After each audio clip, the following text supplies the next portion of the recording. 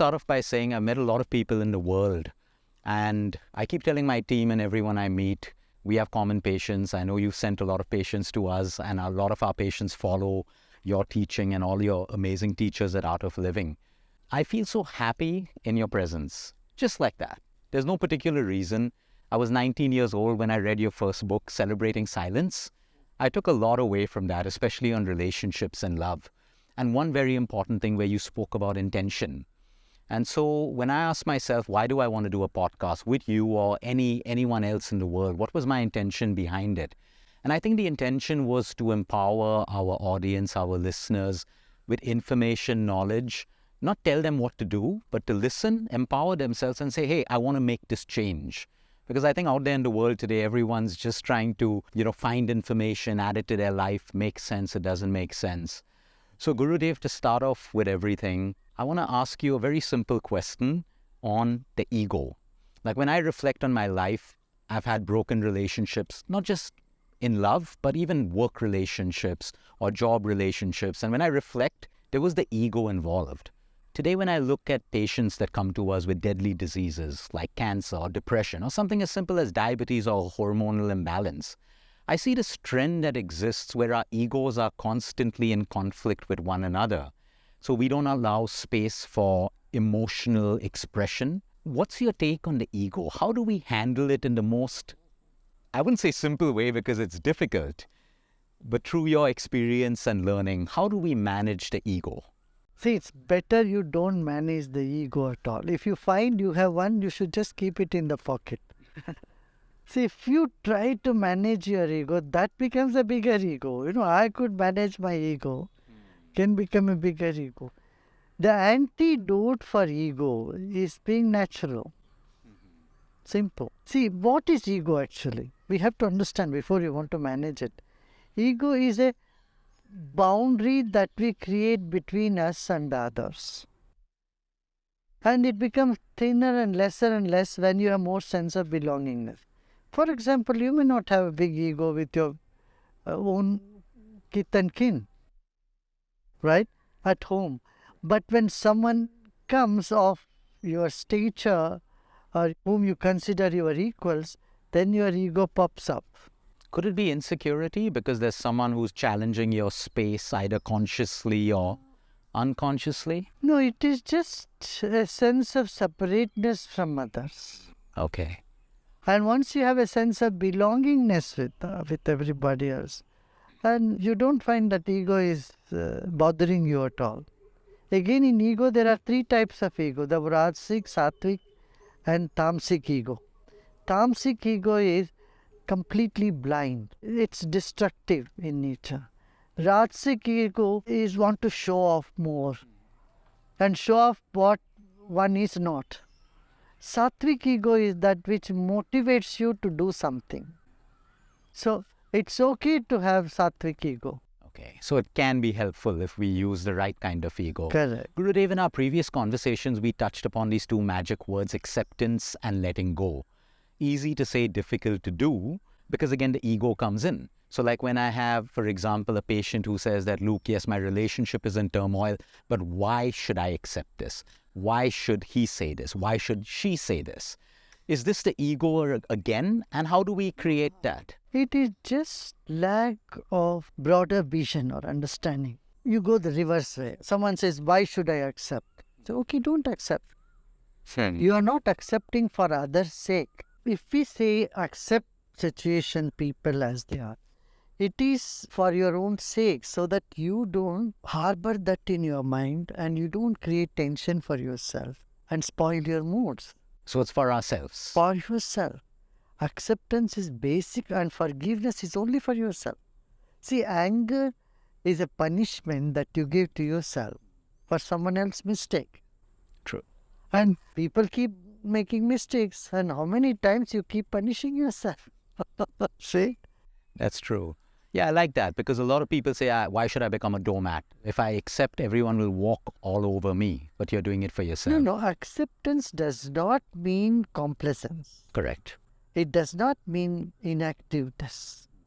It only means you see the situation as it is and you move forward.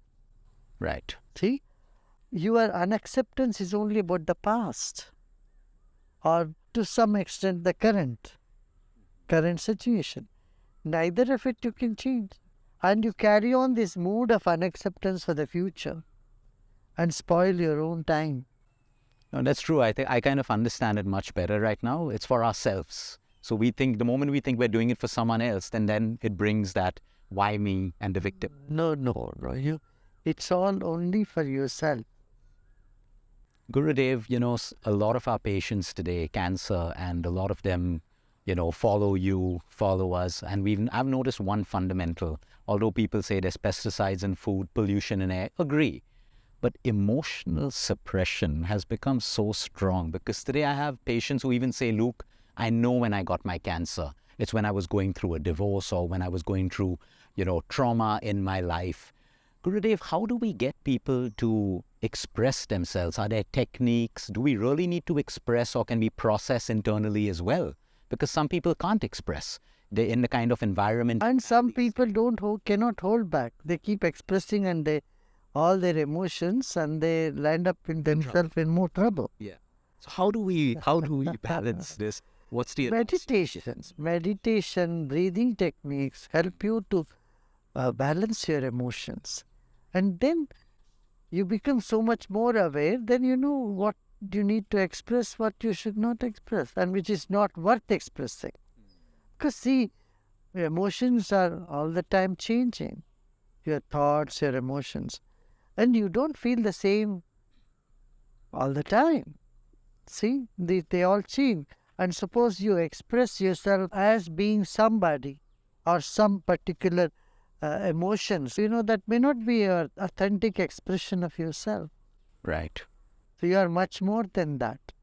And there is more chances of you being misunderstood. See from the other person's point of view. Suppose someone is like a time bomb, all the time expressing all their emotions and very volatile. People don't consider them as a stable human being. See from your own side, do you feel free and comfortable enacting or interacting with someone who is emotionally volatile? Certainly not. And so if you keep expressing all your emotion all the time, you will look very volatile. So meditation is the technique that can help us look within. Yeah, we've seen that with Sudarshan Kriya. We've seen the impact on our cancer patients who do it and those who don't. The way they evolve out of past emotions. And some of them are very bad. They've been molested as children by immediate family members where, we can't understand the pain they've gone through. But Sudarshan Kriya and meditation has worked for them more than, I'm not saying, I don't want to compare. There are great therapists out there, but sometimes just going within has brought them the expression that they need. Right, that's how it is popular everywhere in the world. So Gurudev, a lot of my audience, I asked them, I said, I'm meeting Gurudev, what do you want me to ask them? So there were many, many questions, but I'm going to take two of the main ones that came up today. Life purpose. Of late, everyone is like, how do I find my life purpose? And this is coming from the youth and even people in their 40s and 50s and 60s. So, life purpose, what is your advice to people? Like, I would like to say, I don't know what my life purpose was until I started enjoying what I do. And that's now become my life purpose because it brings me happiness. But for the youth and people, a lot of them want to align their careers with a life purpose. How can you explain life purpose to us in simple ways to probably, align ourselves? It's good to go from a negative point of view. See, negate what is not the purpose of your life. The purpose of your life is not just only to make money. Or it's not only to complain or get bothered about this and, show off yourself all the time. If you keep negating what is not the purpose of life, one day you will arrive at what's your true purpose. So subtracting. Instead of adding more things to find our purpose, we subtract. I love that. It's simple. It's simplicity. That's amazing. And you see, as life advances, as you move from teenage to the middle age, your thoughts are changing, the needs are changing, your attitude is changing, so many things are changing. So then your purpose in life will also change. So it's okay if the purpose changes at different phases. Absolutely. Yeah. As you mature more and more, you may find there are different things that are important in your life. You don't have to decide all that in your teenage. Absolutely. Just be free. Yeah, just be free. I love that. Thank you, Gurudev, for that. Gurudev, coming back to the question on karma, because a lot of our patients who come to us, when I ask them, how are you doing emotionally? They're saying, I'm being punished for what I did. My cancer is my karma.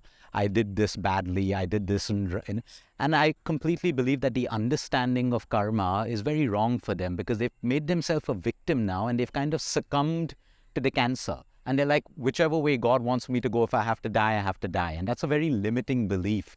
So in the most beautiful way possible, how do we explain karma to the youth, to everyone around, even an old patient who may be dying and saying, oh, I'm dying because of my sins? How do we explain karma? No, see, first of all, remember, it's not only the sick people die. Healthy people also die. Everybody dies. That's true. Karma is just that latent impression and it is not line on the stone. It's like line on the water. Many karmas can be overcome. When you do meditation, you erase a lot of karma. Karma is all those impression in the consciousness. And that could be taken care of, you see. Through meditation. Through meditation. Wow, I think that's so reassuring. Thank you for that. That's going to help a lot of our patients. So it's not like, because it makes me wonder, there are prisoners in jail who have committed very, very evil crimes as well. And there are people outside who also do the same thing. And it makes you wonder, then why isn't karma equal? So we have the ability to erase karmas through our actions. Yeah, through our action, positive actions do erase karma. And, it's a cause and effect phenomenon in the universe, whether you believe it or not. It is always there. You eat wrong food and you don't feel good. And can't deny the fact that you have eaten wrong food. Right?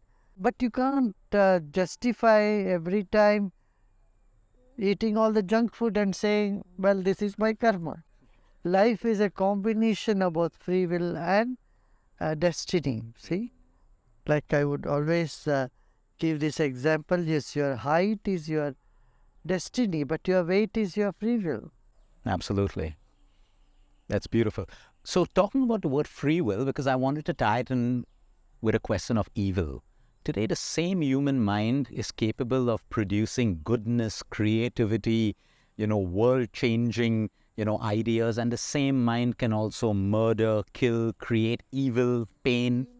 It is stress which is the cause of violence in life. Whether it is violence towards oneself, which comes as suicide, or the aggression that one has towards others, the basic of this is the weakness in us, that is stress.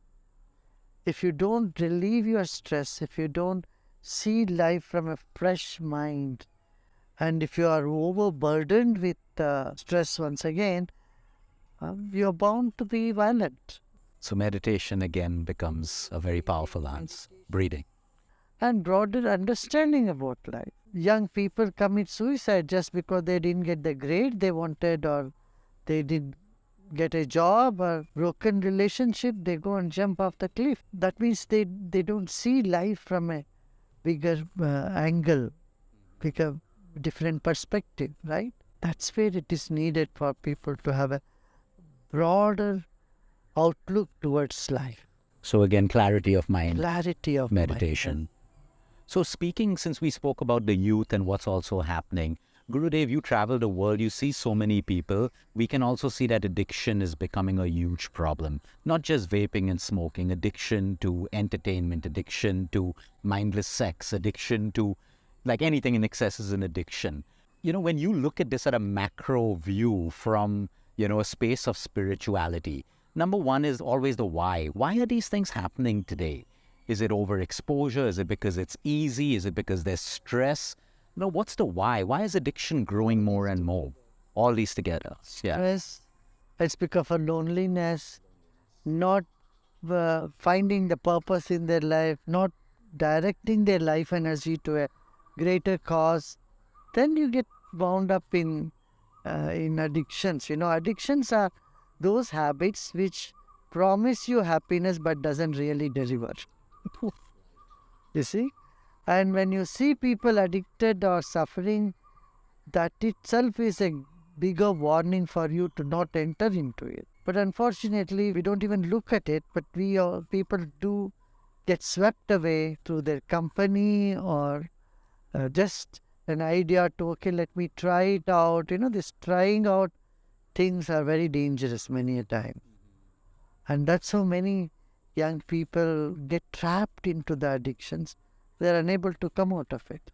Right. I watched a beautiful video which you had done on psychedelics. And I was reading to the comments where a lot of people said, oh no, psychedelics are great. But what they fail to see is exactly what you're saying. We don't know the mind of the person using it.